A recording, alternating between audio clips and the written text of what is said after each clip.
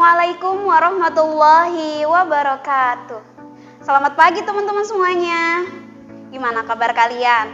Semoga kalian semua selalu sehat, amin. Oke teman-teman, hari ini kita akan belajar tema 9. Miss harap teman-teman semuanya belajarnya selalu semangat. Oke teman-teman, mari kita mulai pembelajaran kita hari ini dengan berdoa bersama. Angkat tangannya teman-teman. Bismillahirrahmanirrahim. Rabbi zidni ilma warzuqni fahma. Rabbi syurah li sadri wa yassir li amri wahlul 'uqdatam min lisani yafqahu qawli. Rabbana atina fid dunya hasanah wa fil akhirati hasanah wa qina azabannar walhamdulillahi rabbil alamin. Oke teman-teman, sekarang saksikan video pembelajaran yang berikut ini. Ya, teman-teman, pada tema 9, subtema 3, kali ini kita akan membahas tentang kerusakan alam yang disebabkan oleh manusia, perubahan alam, serta kewajiban dan hak warga negara Indonesia. Nah, selanjutnya yuk kita bahas satu persatu ya teman-teman.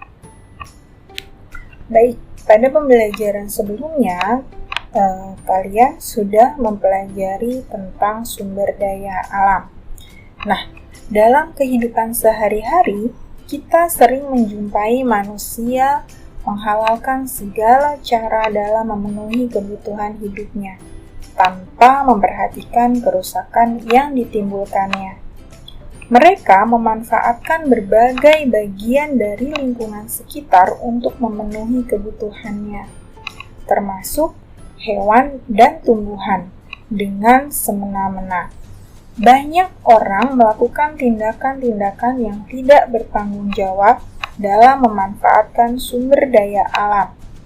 Banyak tindakan manusia yang merusak lingkungan. Nah, teman-teman, kerusakan alam apa sajakah yang disebabkan oleh manusia ya?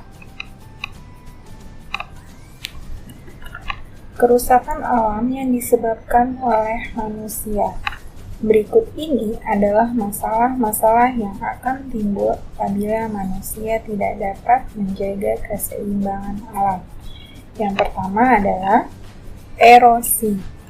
Erosi merupakan proses terkikisnya lapisan permukaan tanah yang disebabkan oleh pergerakan air, angin, es, dan gravitasi serta berlangsung secara alamiah atau karena tindakan manusia. Kemudian yang kedua yaitu pencemaran lingkungan atau polusi.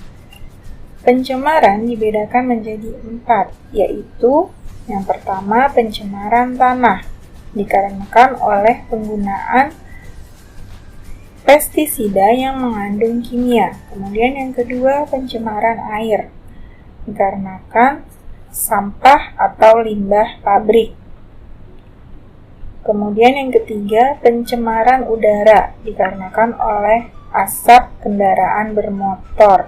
Dan yang terakhir yaitu pencemaran suara, atau dikarenakan kebisingan dari berbagai jenis suara mesin-mesin atau kendaraan yang dapat mengakibatkan ketulian atau depresi. Selanjutnya yang ketiga yaitu perubahan iklim dan pemanasan global atau yang sering disebut dengan global warming. Hutan berfungsi sebagai paru-paru dunia karena hutan merupakan penghasil oksigen dan mendaur ulang karbon dioksida. Jika telah rusak, hutan tidak bisa menjalankan fungsinya mendaur ulang karbon dioksida. Jika karbon dioksida di udara makin tinggi, terjadilah efek gas rumah kaca. Kejadian di mana panas di bumi terperangkap karena terhalang oleh gas emisi seperti karbon dioksida pada atmosfer. Gas emisi tersebut kebanyakan berasal dari asap kendaraan dan pabrik serta kebakaran hutan. Nah, contohnya pada gambar di samping ya teman-teman. Kemudian yang keempat yaitu kerusakan ekosistem darat dan laut. Kerusakan tidak hanya terjadi pada ekosistem hutan di darat saja, tetapi juga berdampak pada kerusakan ekosistem di laut. Akibat kerusakan hutan, terjadilah erosi dan banjir yang membawa sedimen ke laut, sehingga merusak ekosistem laut. Ikan dan terumbu karang sebagai makhluk hidup di perairan mendapat akibat dari aktivitas perusakan di darat. Nah, teman-teman, untuk lebih lengkapnya, kalian bisa baca buku pada halaman 146 sampai 151 ya. Perubahan alam yang terjadi karena aktivitas manusia. Nah, teman-teman bisa perhatikan tabel berikut ya. Contoh perubahan. Yang pertama, pemanasan global atau yang sering disebut global warming. Bentuk-bentuk perubahan. Yang pertama, keadaan sebelumnya, yaitu perubahan iklim dan cuaca terjadi secara teratur. Keadaan sekarang, perubahan iklim dan cuaca tidak menentu, suhu di bumi meningkat. Kemudian faktor penyebabnya adalah memanasnya suhu bumi yang diakibatkan adanya kerusakan lapisan ozon. Nah, dampak yang ditimbulkan adalah dampak negatif, yaitu naiknya permukaan air laut dan petani gagal panen karena musim tidak menentu. Kemudian, contoh perubahan yang kedua, yaitu tanah longsor. Keadaan sebelumnya, jalan umum tidak tertutup, timbunan, tanah, ataupun pepohonan. Keadaan sekarang, yaitu jalan menjadi rusak, rumah-rumah warga menjadi rusak. Kemudian, faktor penyebabnya adalah dikarenakan penebangan liar, tidak melakukan penanaman kembali. Nah, dampak yang ditimbulkan yaitu dampak negatif. Dengan runtuhnya jalan menyebabkan kemacetan serta jatuhnya korban, harta, dan jiwa. Oke, selanjutnya yaitu contoh perubahan, membersihkan aliran sungai. Bentuk perubahan keadaan sebelumnya yaitu air sungai terhambat airnya karena sampah. Kemudian keadaan sekarang air sungai mengalir lancar dan tidak terjadi banjir. Faktor penyebabnya sungai yang bebas sampah. Kemudian dampak yang ditimbulkan adalah aliran sungai normal dan tidak terjadi banjir. Kemudian contoh perubahan yang keempat, yaitu penghijauan. Maka bentuk perubahannya dalam keadaan sebelumnya yaitu hutan gundul akibat penebangan liar. Kemudian keadaan sekarang hutan menjadi hijau dan sumber air terjaga. Nah, faktor penyebabnya yaitu kegiatan penghijauan mengembalikan fungsi hutan. Dan dampak yang ditimbulkan yaitu dampak positif, sehingga hutan kembali berfungsi dan sumber air tetap terjaga. Negara kita adalah negara yang sangat kaya.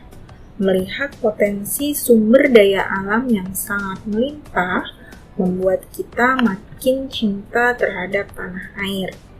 Kesadaran akan rasa cinta tanah air dapat diwujudkan dengan berbagai cara. Salah satunya adalah dengan cara melaksanakan hak dan kewajiban sebagai warga negara yang baik. Jika hak dan kewajiban telah terpenuhi dan seimbang, maka akan terciptalah kehidupan yang nyaman, tentram, aman, dan sejahtera. Oke, teman-teman, pada pembelajaran di tema 2 dan tema 3 kalian sudah mempelajari tentang hak dan kewajiban. Nah, di tema 9 kali ini kita akan membahas kewajiban dan hak sebagai warga negara Indonesia. Oke, terlebih dahulu kita akan bahas kewajiban warga negara Indonesia. Apa saja ya? Ya, yang pertama adalah menjunjung hukum dan pemerintahan, yaitu dengan mentaati peraturan yang telah dibuat oleh pemerintah. Nah, contohnya seperti mematuhi peraturan lalu lintas. Kemudian yang kedua, kewajiban membayar pajak. Ya, contohnya membayar pajak bumi dan bangunan atau PBB tepat waktu. Kemudian kewajiban yang ketiga adalah menjaga kelestarian lingkungan sekitar, yaitu dengan cara kerja bakti, reboisasi, tidak membuang sampah sembarangan, dan sebagainya.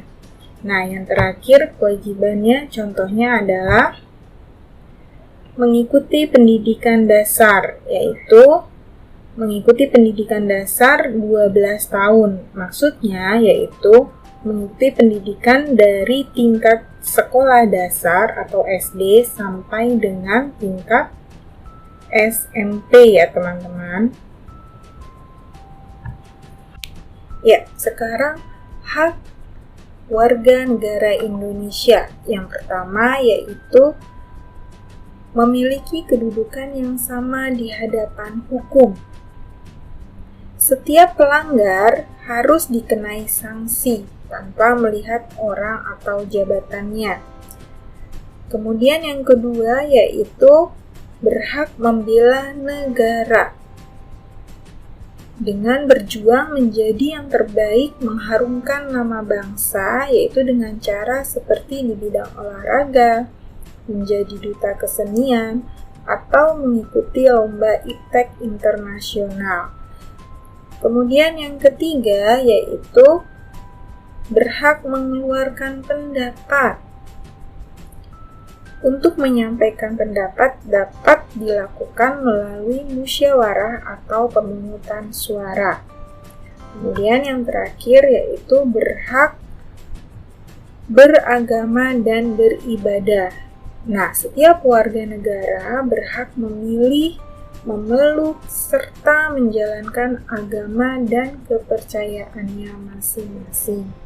Nah, teman-teman, untuk lebih lengkapnya, kalian bisa membaca buku halaman 87 sampai 90 ya. Oke, teman-teman tadi sudah menyimak penjelasan dari Miss. Semoga apa yang Miss sampaikan bermanfaat ya. Nah, untuk tugasnya kali ini adalah kerjakan halaman 91, tabel 2.9 dan 2.10 tentang hak dan kewajiban warga masyarakat dan contoh pelaksanaannya.